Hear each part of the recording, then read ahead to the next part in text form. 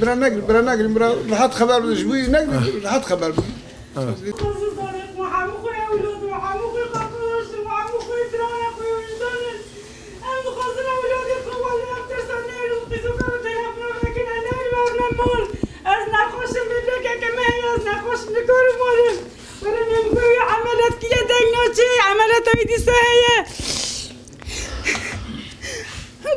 gözlük mürani visne çavim yazino bine. Gubiştavi diye şey amelat vecer ki amelat ya fıtık ve çavino bine az khazım ricayet kim kurik kurim ya şune ne bu kurim kalbirmiş girin kurim nizavqatçı işkir kurim hatta Kur'an dıkhın. Veli mikecari vaz girdik ana az ders aldık proje fazlaya Kur'an'a dıkhunum az meşa khudikim. Kurim ya şune ne baz ricay ve hammu biradikim az teşekkür ve hammu ayla hammu باقانا عمود تركيا عمود تابدكن عم تخاصن دايك حمو أولادك خود خاصن تشكر يا بدكم رجعي وحمو برادكم عم تخاصن زارقة طبناكم عم تخاصن زارقة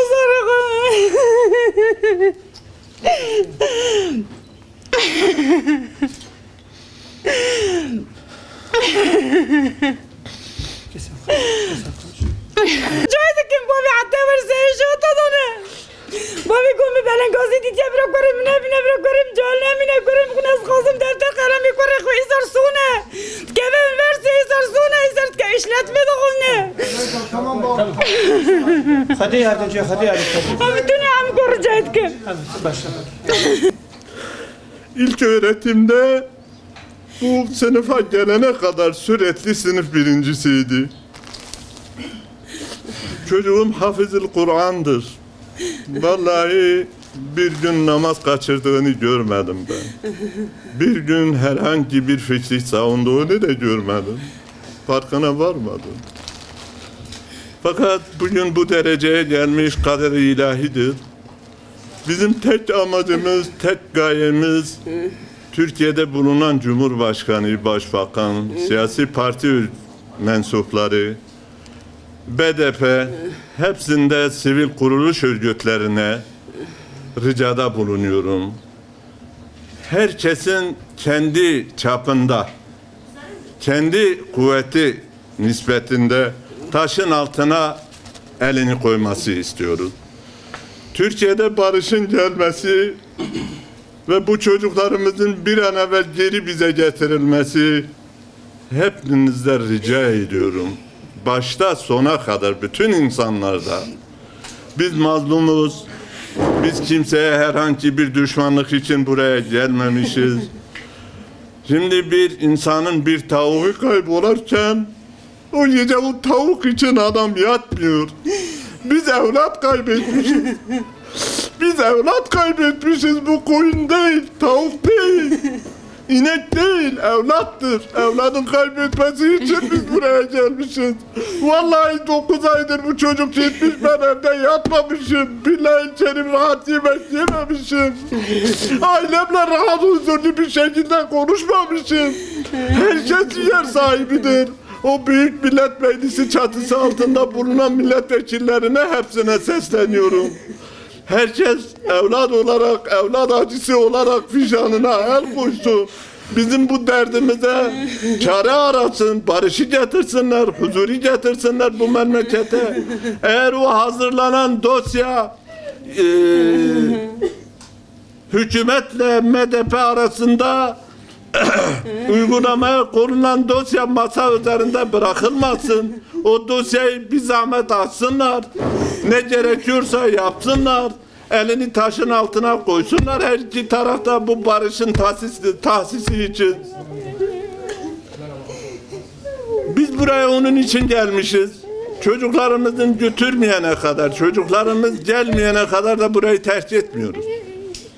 Çünkü ben eve gitsem de benim bir huzurum yok, bir güvenim yok. Annesi 2,5 aydır uyuşturucu ilaçla yaşıyor. Bak annesini beraber getirmemişim. Gelemedi annesi vallahi ve billahi. Sürekli akıl hastanesinde uyuşturucu ilaçla yapıştırıyoruz. Ne yapacağını bilmiyor. Ben dedesiyim çocuğun. Ben Sabri Önalan. Çocuğun ismi Muhammed Emin Önalan. Ben dedesiyim. Nenesi 1,5 senedir makineye bağlı. Günde 10 saat oksijen makinesiyle yaşıyor. Akciğeri komple gitmiş. Bak ben orada kimsem evde yoktu. Tek bu çocuk benim yanımdaydı. Vallahi ben komşunun kızını o hastanın yanına getirip buraya gelmişim. Fakat bu durumda da çocuğum gelmeyene kadar ben burayı terk etmem. Herhangi bir zümre. Bir şey daha rica ediyorum. Hani burada toplu sivil örgütleri vardı, mazlumlar vardı. Mazlumların yanındaydılar. Hani ben kimseyi görmedim burada. Ben kimseye bir düşmanlık yapacak durumda değildim. Hani Barolar Birliği vardı, hukuktan bahsediyordular, demokraside bahsediyordular, insan haklarından bahsediyordular. Hani insan hakları vardı. Ben geçen sene değil, evvelki sene televizyonda bir köpek yavrusunu araba vurmuştu. 40 gün o köpek yavrusunu o insan hakları gündemde düşürmediler. Peki bizim bu evlatlarımız o köpek yavrusu kadar da değerli değildir. 2 ağaç söküldü İstanbul'da. Bütün dünyayı oraya töktüler. Peki bizim bu çocuklar o 2 ağaç kadar da kıymetli değil. Hepinizden rica ediyorum. Ben kalp hastasıyım, konuşamıyorum fazla artık. Teşekkür ediyorum hepinize. Hepinizin yardımcı olmasını dinliyorum. Duanızı bekliyorum. Sağ olun, var olun. Kızım birisi matematik öğretmeni, birisi üniversite öğrencisi. Ve bütün kurumlarda, başta Başbakan, Sayın Başbakan Erdoğan'dan ve Cumhurbaşkanı'ndan ve Selahattin Demirtaş'tan ve bütün parti mensuplarından yardım diliyoruz. Bu hepimizin derdidir, hepimizin acısıdır. Ben bütün anneleri temsilen buradayım ve bütün acı çeken annelerin acısına son vermelerini istiyorum. Bu yürekteki acıyı söndürsünler, sancıyı dindirsinler. Bu tarifi olmayan bir acı. Ancak anne olan bunu anlar.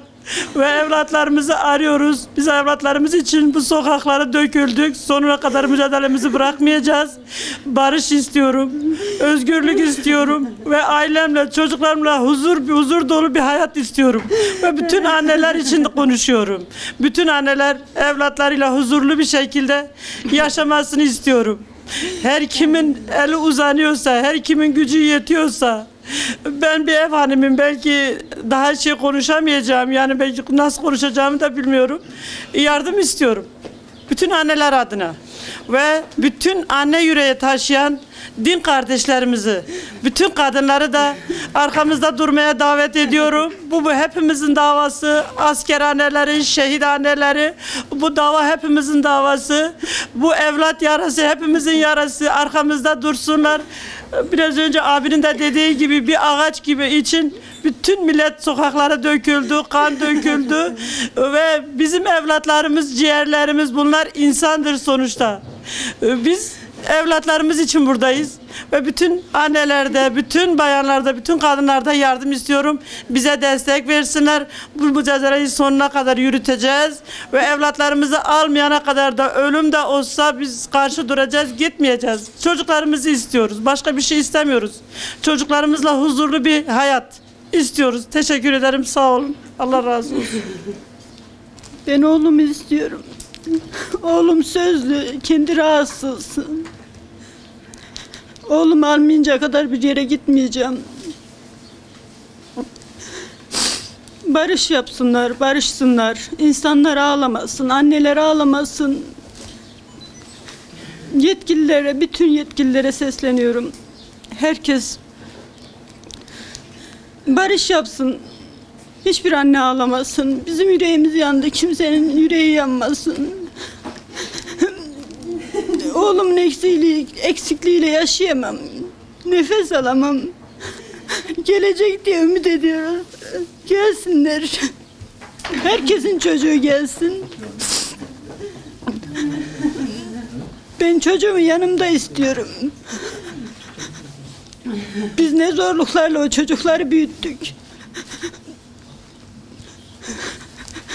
Ben çocuğumu istiyorum. Başka bir şey istemiyorum. Barış olsun. Herkes mutlu olsun. Hiçbir annenin yüreği yanmasın. Asker annelerinin de. Ben kendim Türk'üm, yerliyim, hiç Kürtçe bilmem. Herkese saygım var. Kürdüne de, Türk'üne de, Çerkezine de.